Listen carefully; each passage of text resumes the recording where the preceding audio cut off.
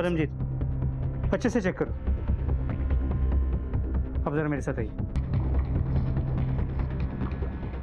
Sir, सारा घर check कर लिया लेकिन कहीं पे कुछ नहीं मिला। और सर, घर में अलमारी में कुछ रुपए हैं लेकिन चोरी नहीं हुई है। सर, घर में कोई धारदार औजार भी नहीं है।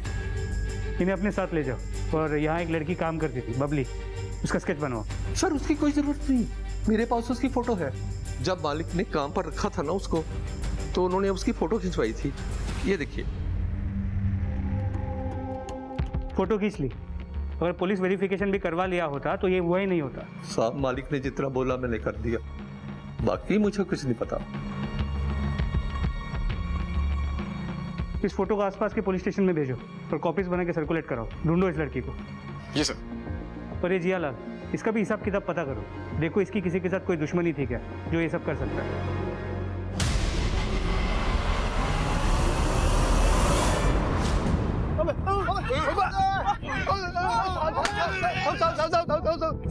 सब गलती होगी। साहब नहीं साहब, मारो मत साहब। चलो।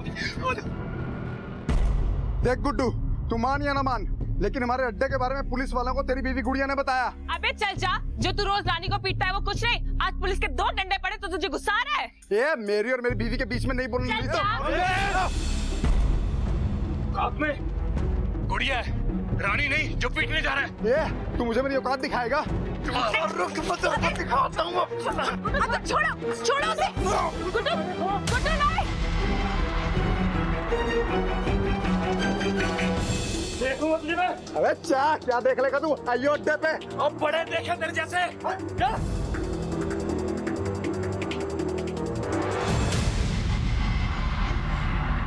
यार तुम इस सबसे दूर ही रह। मैं दूर ही रहती हूँ। अगर तुम जानती हो कि अगर किसी को पता चला तो क्या होगा? उस अतुल को क्या लगता है, अगर रानी को मारता है तो क्या मुझे भी मारेगा? अतुल को छोड़ो, तुम सच बताओ कि पुलिस को रचुए के बारे में किसने बताया था?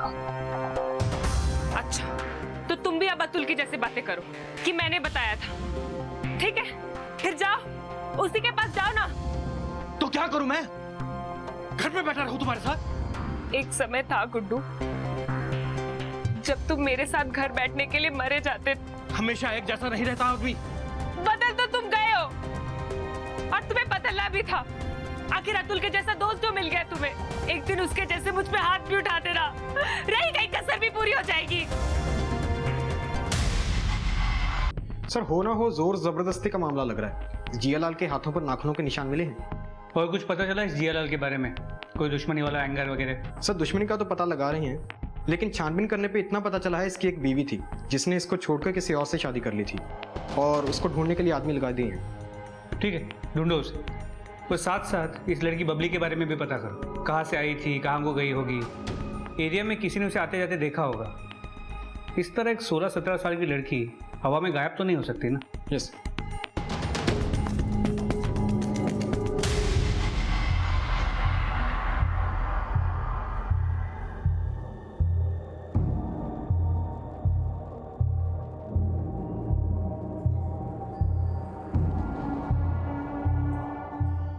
बबली के भविष्य की उम्मीदें और सपने हमेशा के लिए धराशायी हो चुके थे। डॉक्टर बनने का सपना देख रही वो लड़की एक हत्या की सस्पेक्ट बन चुकी थी। लेकिन हत्या करना और हत्या का सस्पेक्ट होना 2 अलग अलग चीजें हैं। तो बबली का सच क्या था? क्या वो सच में जियालाल की हत्यारन थी? अगर नहीं थी तो वो भाग क्यों रही थी? एक तरफ ये कश्मकश चल रही थी तो दूसरी तरफ लॉकडाउन का असर देश पर बढ़ता ही जा रहा था। तो हमारी कहानी का दूसरा हिस्सा इससे जहां एक अनहोनी होने का इंतजार कर रही थी।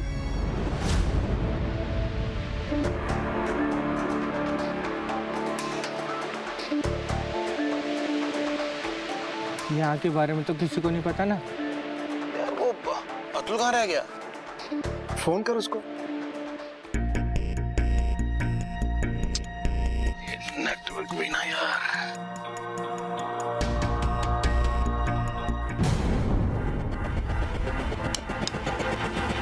क्या हुआ?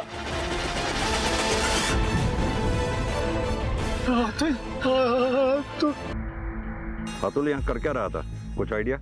हम लोग यहीं थे, अतुल भी यहीं आने वाला था। जैसे ही मैं उसको फोन लगाने के लिए उठा तो देखा कि अतुल। तुम तीनों यहाँ क्या कर रहे थे? तुम लोगों को पता नहीं लॉकडाउन लगा हुआ है?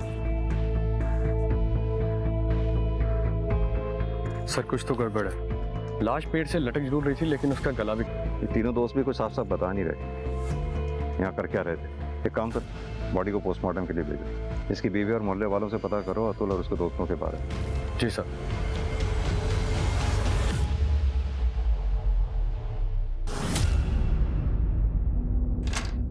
सर,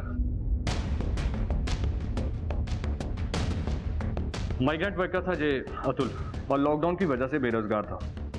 यह रही इसकी पोस्टमार्टम रिपोर्ट। उसकी मौत गला कटने की वजह से ही हुई है और किलर ने उसके मर्डर को सुसाइड दिखाने की कोशिश की है। मौत रात को करीब 12 बजे के आसपास हुई है। खुलकर तो कोई नहीं कह रहा, लेकिन इस अतुल को जुआ खेलने की आदत थी और कल रात भी ये अपने उन्हीं 3 दोस्तों नीरज, जीवन और गुड्डू के साथ जुआ खेल रहा था, जिनको इसकी लाश सुबह पेड़ से लटकी हुई मिली है।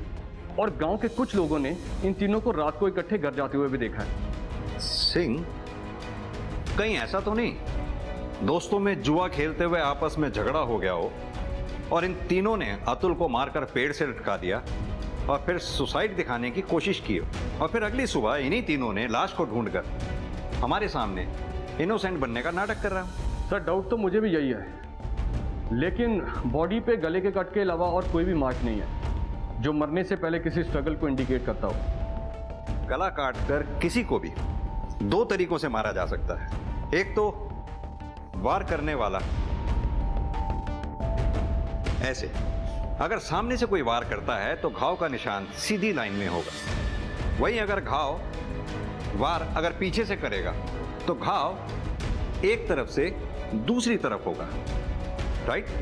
और यही घाव अगर कोई राइट हैंडेड किलर करता है तो आपके लेफ्ट हैंड से राइट हैंड की तरफ नीचे की ओर स्लोप बनाता है। और यही अगर कोई लेफ्ट हैंड से वार करेगा तो राइट हैंड की तरफ से लेफ्ट की तरफ नीचे की तरफ स्लोप बनाएगा। करेक्ट? अब एक चीज और दिखाता हूं मैं तुम्हें।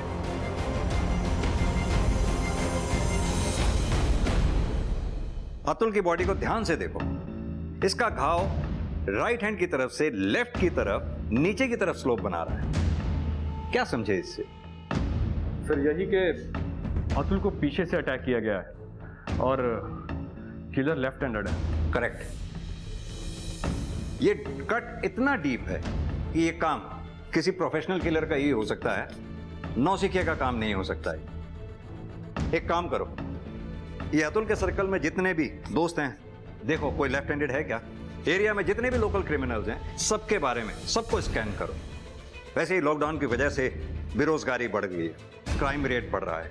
हो सकता है अतुल रात को वापस लौट रहा हो, किसी ने लूटपाट के इरादे से अतुल का कत्ल कर दिया हो। सर, जियालाल की एक्स वाइफ सुनीता मर्डर वाली रात जियालाल के घर से 25 किलोमीटर दूर एक शादी में थी। उसके बाद शादी की फोटोज भी हैं और उसके अलावा कोई उसका ऐसा दुश्मन नहीं है जो उसका मर्डर कर दे। जियालाल की इस पोस्टमार्टम रिपोर्ट के मुताबिक उसके बॉडी पे जितने भी घाव मिले हैं वो ज़्यादा गहरे नहीं है। मतलब जो भी हमलावर था वो ज़्यादा ताकतवर नहीं था। सर, पक्का बबली ही फिट हो रही है, ना ही ज़्यादा ताकत और ना ही कोई पेशेवर थी। जिन गाँव में सर्च हो चुका है उसके अलावा अपने सर्च का दायरा बढ़ाओ। एक 16-17 साल की लड़की अकेले कितना दूर जा पाई? ये मेरा ब्रेड, मेरा ये, समझ नहीं आता तुझे? तेरा कहने से तेरा मेरा ब्रेड है, दे दे। तेरी तेरे को समझ नहीं आता? ये मेरा ब्रेड है और ये मेरी कहने से ना मेरी हो जाएगी, समझी तो? क्या हुआ? अब नहीं लेगी अपनी ब्रेड? हाँ, लेना नहीं लेगी अपना ब्रेड? हाँ, काट के फेंक दूंगी तुझे, मार डालूंगी।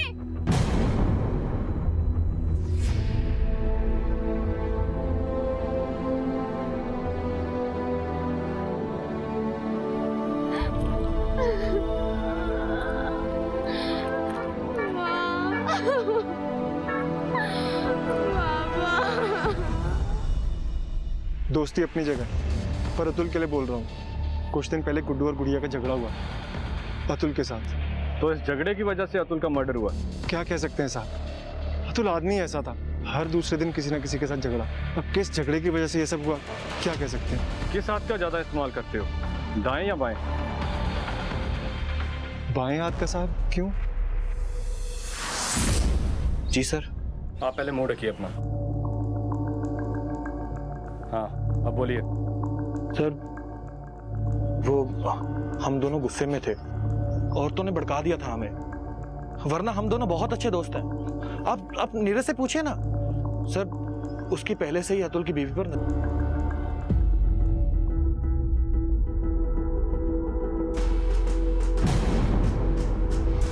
तुम यहाँ क्या कर रहे हो?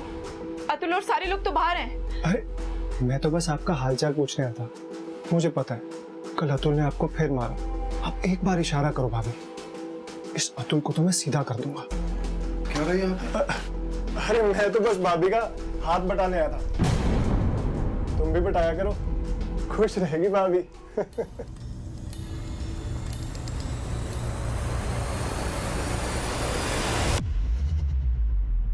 वो सब मेरा और मेरे पति गुड्डू का झगड़ा हुआ था अतुल से।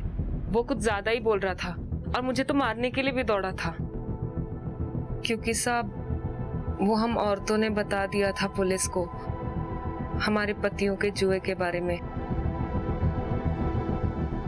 सर लॉकडाउन की वजह से अतुल के पास कोई काम नहीं था, इसलिए उसने लोगों से कर्जा लेना शुरू कर दिया था, लेकिन इतना कर्जा भी नहीं लिया था कि कोई उसे मार देता। जिन जिन लोगों से भी अतुल ने कर्जा लिया था उन सबके नाम चाहिए होंगे। मुझे तो पता भी नहीं है कि उसने किस किस के साथ उधारी की हुई थी। तुम्हारे पति का दोस्त है नीरज, सुना है तुम्हारे बहुत करीब है वो। सर मेरी तरफ से ऐसा कुछ भी नहीं है, वो ही बस मेरे पीछे पड़ा हुआ था। मैं तो अतुल के साथ बहुत खुश थी। अतुल तुम्हारे साथ मारपीट करता था उसके बावजूद? सर अतुल ऐसा पहले बिल्कुल भी नहीं था। लॉकडाउन लगने के बाद काम नहीं होने की वजह से वो चिड़चिड़ा हो गया था। जैसे ही काम शुरू होता वो फिर से पहले जैसा हो जाता। सर फिर भी मारपीट तो वो करता ही था तुम्हारे साथ, जाहिर सी बात है गुस्सा भी आता ही होगा।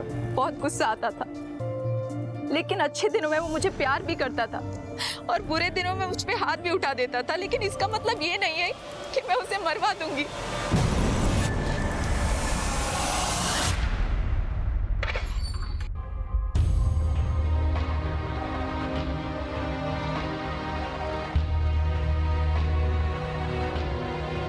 क्या हुआ सोनू? रवि ये मोहल्ला ठीक नहीं है हमारे रहने के लिए, कहीं और चलते हैं। कहाँ जाएंगे और क्यों जाएंगे? रवि तुम समझ नहीं रहे हो। मैं सब समझता हूँ, लेकिन ऐसे लॉकडाउन में हम जाएंगे कहाँ? तुम तो जानती हो कि लॉकडाउन के बाद मुझे ऐसे ही वापस जाना पड़ेगा। तुम क्या चाहती हो कि ये जो थोड़ा सा टाइम हमें एक दूसरे के लिए मिला है, हम ऐसे ही इधर उधर भागने और घर ढूंढने में खराब कर दें?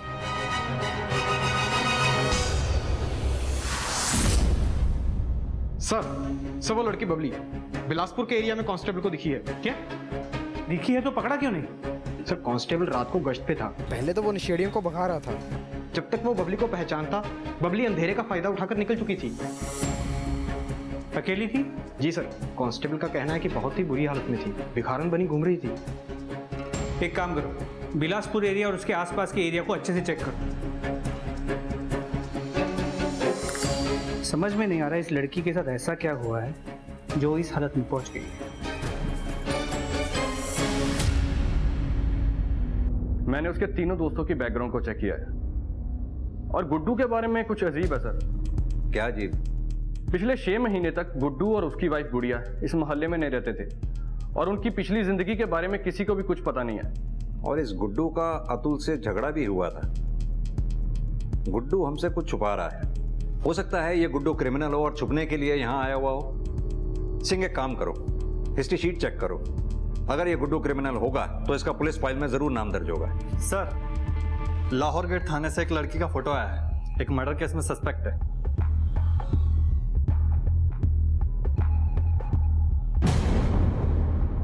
ये लड़की तो अंडर एज दिख रही है, मर्डर केस में सस्पेक्ट है। सर इंटरनेट का जमाना है, आजकल के बच्चे पता नहीं क्या क्या कर रहे हैं। एक काम करो, अपने थाने के आसपास के एरिया में ये फोटोग्राफ सर्कुलेट करवा दो, शायद किसी ने इस एरिया में देखा हो।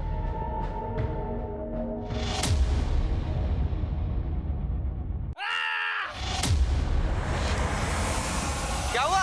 ये आवाज कैसी आई? कहाँ से आवाज आई? कहाँ से आई ये आवाज? पता नहीं, मेरे तो लगा वहाँ दूर से आई। वो खेतों से आई आवाज। गुड्डू किधर है? गुड्डू, गुड्डू, चल। गुड्डू, गुड्डू, गुड्डू, ए भगवान ही कहाँ चला गया? गुड्डू,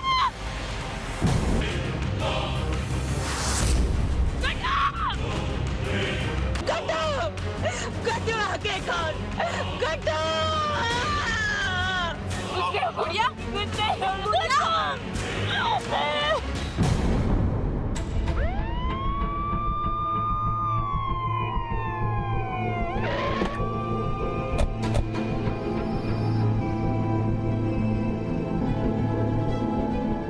सिंह, बॉडी को पोस्टमार्टम के लिए भेजा।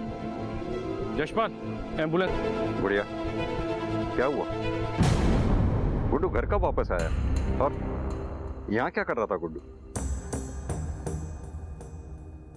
गुड़िया, मैं तुमसे कुछ पूछ रहा हूँ।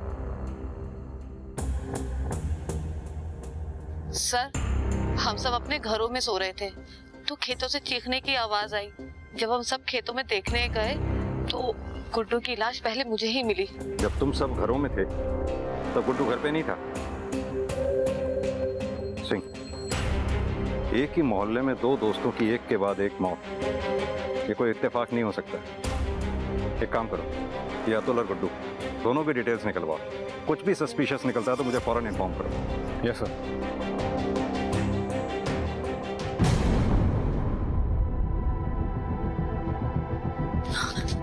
देख के चलो बेटा, चोट लग जाएगी।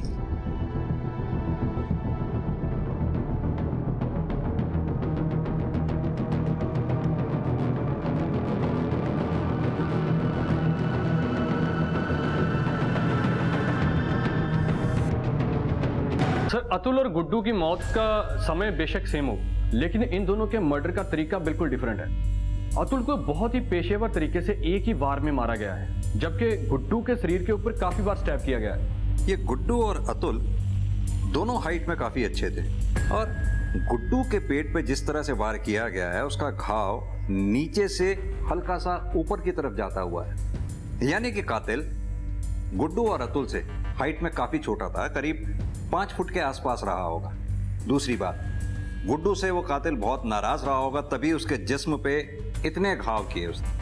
वहीं अतुल को सिर्फ एक बार वार किया गया, वो भी पीछे से।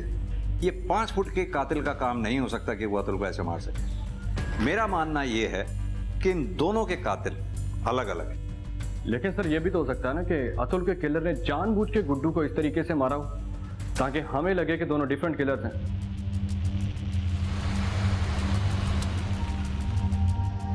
अब तो बात कर सकते हो ना तुम, प्रीति?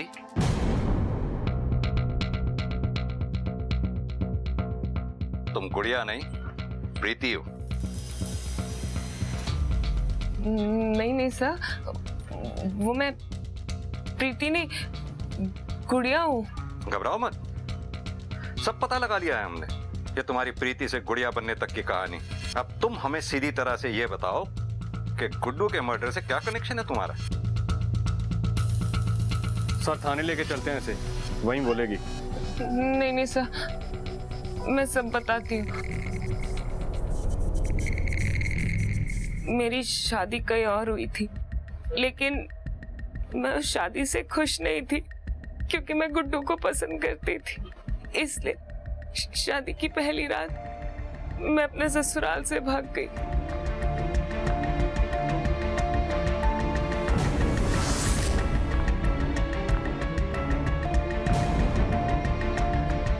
गुड्डू के साथ भागकर मैं यहाँ आ गई थी। गुड्डू के बारे में मेरे घर या मेरे ससुराल में किसी को भी कुछ नहीं पता, और अपनी पहचान छुपाने के लिए मैंने अपना नाम प्रीति से गुड़िया रख लिया। अपनी ससुराल और मायके वालों का दोनों का एड्रेस दो। बस वहाँ का एड्रेस क्यों चाहिए आपको? हो सकता है तुम्हारे ससुराल वाले या मैके वालों को तुम दोनों की पोजीशन का पता चल गया हो और गुड्डू का मर्डर कर दिया हो उन्होंने खुंदक में। नहीं नहीं सर, उन्हें कैसे पता चलेगा कि हम यहाँ थे? तुम बस सीधी तरह से अपने ससुराल और मैके का एड्रेस दो, बाकी पता लगाना हमारा काम है।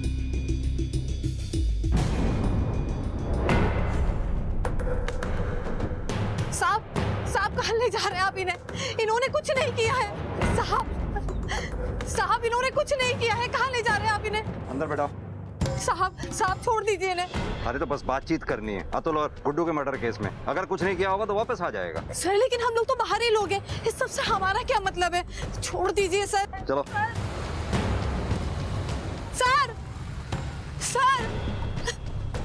सर छोड़ दीजिए। सर एक मर्डर केस में थाने का, कोर्ट का और जेल का सबका एक्सपीरियंस है मुझे। आप मारो पीटो चाहे हाथ पैर तोड़ो, इससे पहले ही सब बता देता हूँ मैं। अच्छा क्या बताएगा?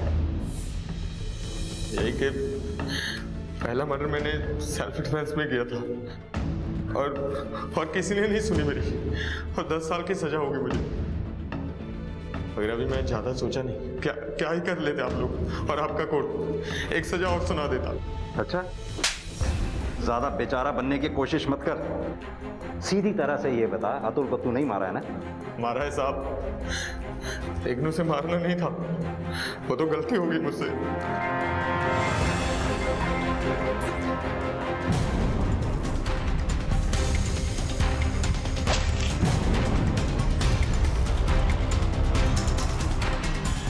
वो कहाँ चले गए? अतुल!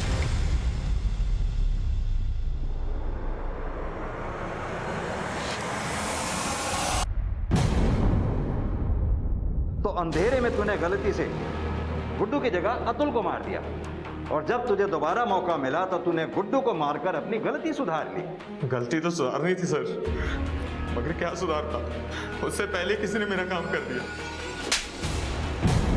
अपने करतूतों का बोझ किसी और के कंधों पर मत डाल, सीधी तरह से बता सच क्या है? साहब मैंने गुड्डू को नहीं मारा, आप चाहे सोनी से पूछ लें। जब गुड्डू का मर्डर हुआ मैं तो घर में सो रहा था, इसकी गवाही तो मोहल्ले वाले भी दे देंगे। साहब अगर मैं गुड्डू को मारता ना तो वो इतना चीख चला ना पाता और उसके गले से चूना निकलती। तो गुड्डू को मारना क्यों चाहता था?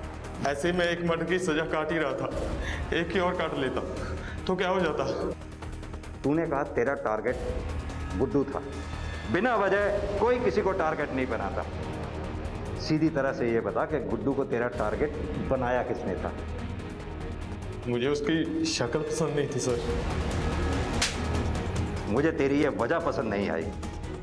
और सुन, जिसको भी तू ये बचा रहा है ना खलनायक बनकर, ज्यादा दिन बच नहीं पाएगा वो, पता तो हम लगा ही लेंगे, समझा?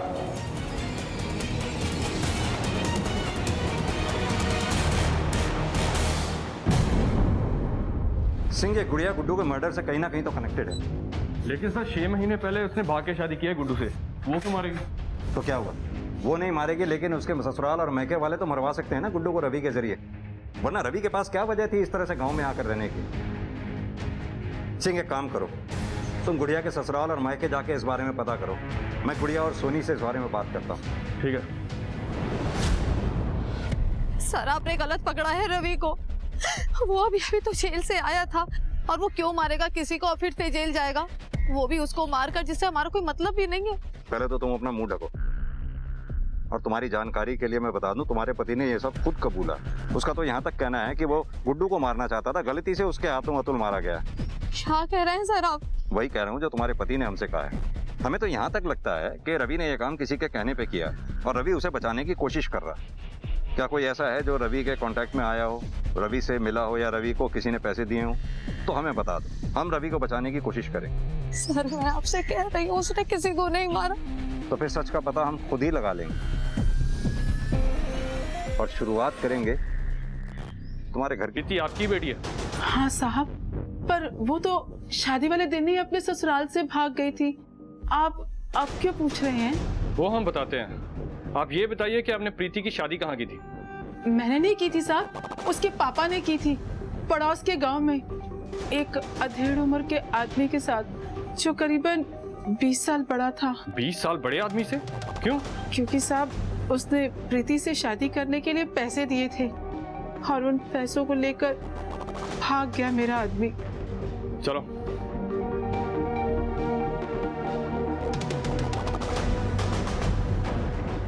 ये प्रीति के साथ कौन है फोटो में?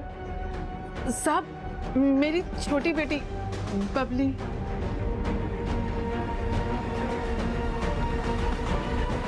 सर, मैंने तो पैसे दिए थे प्रीति के परिवार को उससे शादी करने के लिए।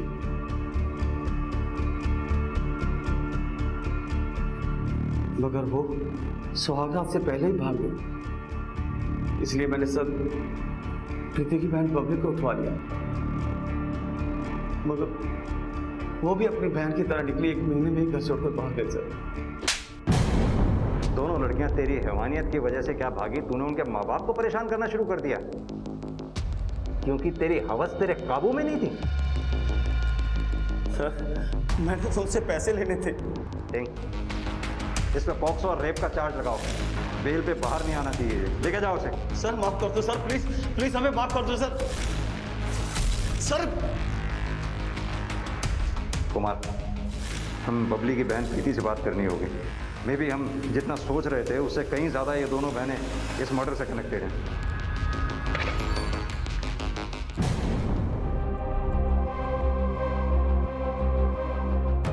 बबली तू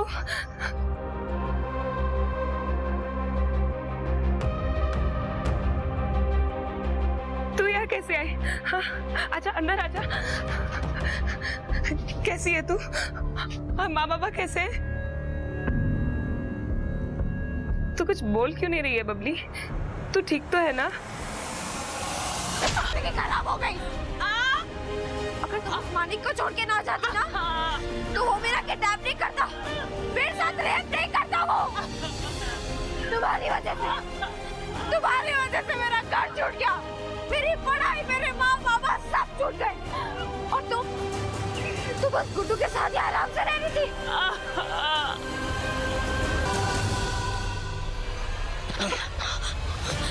बबली, वो मेरी मदद करो। तुझे यहाँ का पता किसने दिया? मेरे पीछे वो मेरी मदद करोगे क्या? बबली, बबली रुको।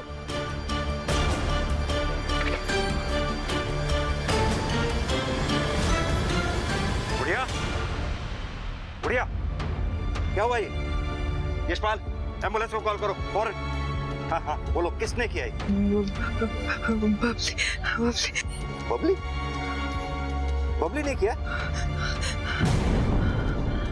सिंह, बबली ज्यादा दूर नहीं गई होगी, इसी गांव में होगी। सर्च करवाओ उसको फौरन।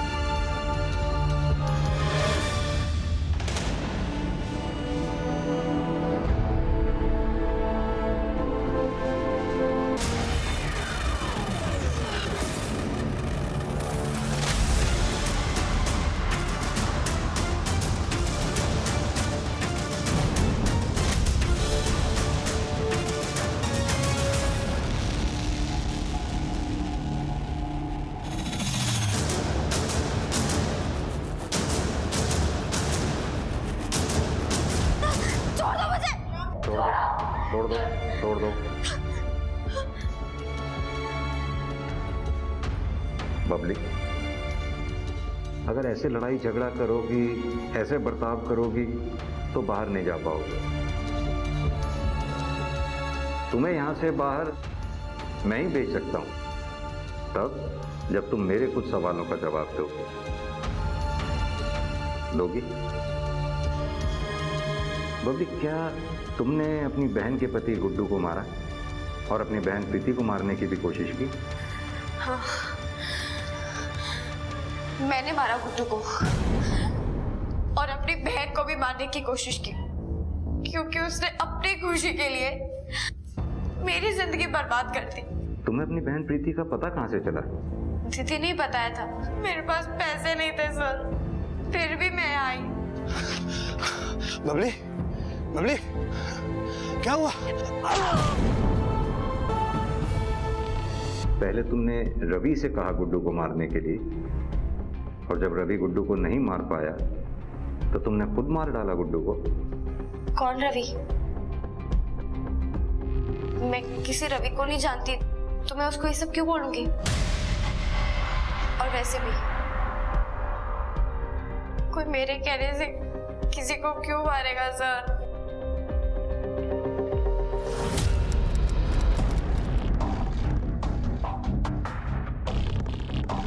सर, बबली को जुवेनाइल होम और रवि को वापस जेल भेज दिया उसकी पैरोल को रद्द करके। अब इस केस में चार्जशीट फाइल कर देंगे? सिंह, चार्जशीट तो फाइल कर ही देंगे, लेकिन अभी तक हम ये पता नहीं लगा पाए कि रवि गुड्डू को मारना क्यों चाहता था। तुम रवि के घर सर्च पे गए थे ना, कुछ मिला वहां से? सर 50,000 रुपए कैश और कुछ गहने मिले थे, लेकिन मुझे लग रहा है कि सोनी बातों को गोल गोल घुमा रही है। वो इन पैसे और गहनों के सोर्स के बारे में कुछ बताना नहीं चाहती। सिंह, जरूर इन पैसों और गहनों का कनेक्शन गुड्डू की सुपारी से है जो रवि ने उठाई होगी, इसीलिए सोनी कुछ बोल नहीं रही है। मेरे पास सबूत तो नहीं है, लेकिन फिर भी मैं एक दाव खेलना चाहता हूं। मेरी गट फीलिंग कह रही है कि मैं सही हूं इस सुपारी किलिंग के बारे में।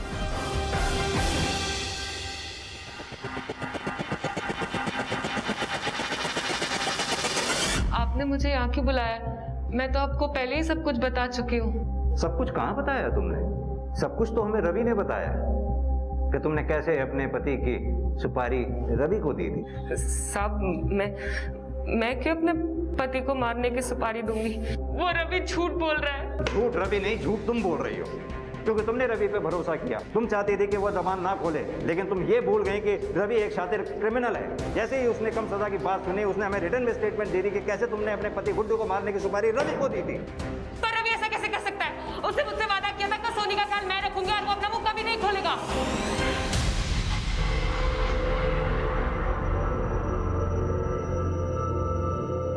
अब रवि ने तो अपना मुंह खोल ही दिया, आप भी हमें बता ही दो, क्यों अपने पति गुड्डू को मरवाना चाहती थी? मैं गुड्डू से प्यार करती थी। उसके लिए मैंने अपने परिवार को खतरे में डालकर उसके साथ भाग गई थी। लॉकडाउन से पहले सब कुछ सही चल रहा था। वो मुझसे बहुत प्यार करता था, मेरा अच्छे से ध्यान रखता था, लेकिन लॉकडाउन लगने के बाद वो शराब के नशे में धुत रहने लग गया था। जुए की लत लग गई थी उसे। उसके साथ एक दिन भी जीना सजा हो गया था मेरे लिए। जब एक दिन मुझे समझ में नहीं आ रहा, मेरी पैरोल खत्म होते ही मैं तो वापस चला जाऊंगा, तो अपना खर्चा कैसे चलाओगी? पैरोल खत्म होने में अभी समय है रवि, कुछ ना कुछ कर लेंगे।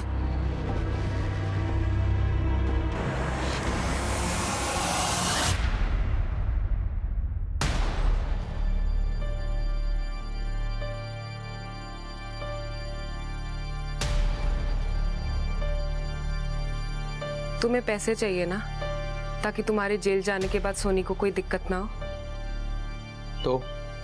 तो पैसे तुम्हें मैं दूंगी, लेकिन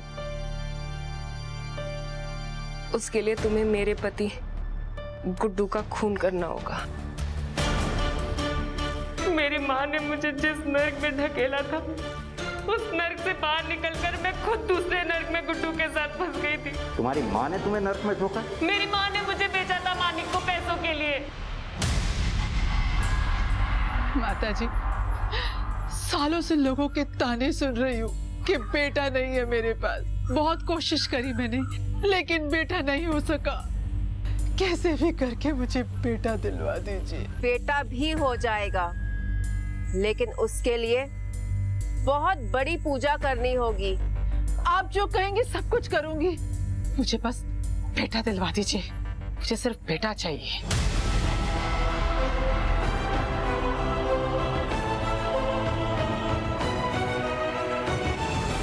लोगों के पास नौकरियां नहीं थी, पैसे नहीं थे, जो था वो था वक्त, जो काटे नहीं कट रहा था। अपराध अचानक से बढ़ गए। घरेलू हिंसा, चोरी, अवैध विवाह, ऐसे अपराधों की सूची अंतहीन थी जिन्हें लोगों ने अवसाद में आकर अंजाम दिया। ऐसे लोगों की पेशेवर मदद का कोई प्रबंध नहीं था।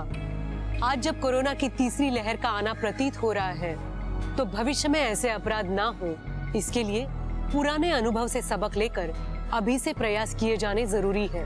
इसी के साथ मैं सोनाली कुलकर्णी आपसे विदा लेती हूँ। फिर होगी आपसे मुलाकात एक ऐसे ही चौंका देने वाले एपिसोड के साथ क्राइम पेट्रोल सतर्क में। तब तक अपना और अपने घर वालों का ख्याल रखिए। आप जानते हैं हम सब एक मुश्किल दौर से गुजर रहे हैं। कृपया मास्क पहने, सैनिटाइजर का इस्तेमाल करें और सोशल डिस्टेंसिंग ध्यान में रखें। देखते रहिए क्राइम पेट्रोल सतर्क।